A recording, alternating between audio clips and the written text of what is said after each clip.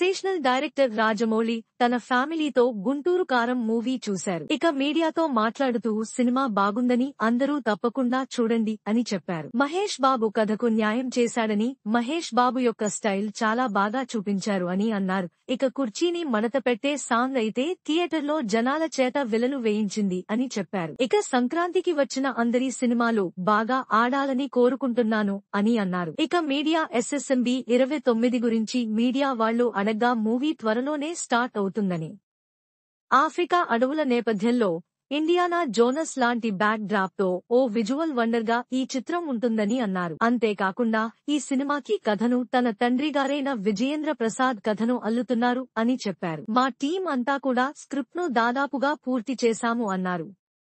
ఈ ఏడాది మొదట్లోనే ప్రీ ప్రొడక్షన్ పనులు స్టార్ట్ అవుతాయని చెప్పారు. ఇక షూటింగ్ కూడా త్వరలోనే స్టార్ట్ అవుతుందని చెప్పారు. ఇక రివ్యూలోకి వెళ్తే సినిమాలో మహేష్ డామినేషన్ పూర్తిగా కనిపిస్తోందని తెలుస్తోంది.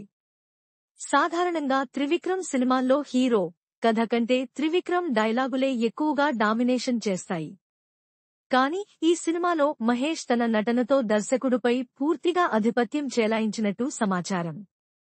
గుంటూరు కారంతో అభిమానులకు మాస్ ఫీస్ట్ ఇచ్చిపడేశాడని అంటున్నారు. Please subscribe my YouTube channel.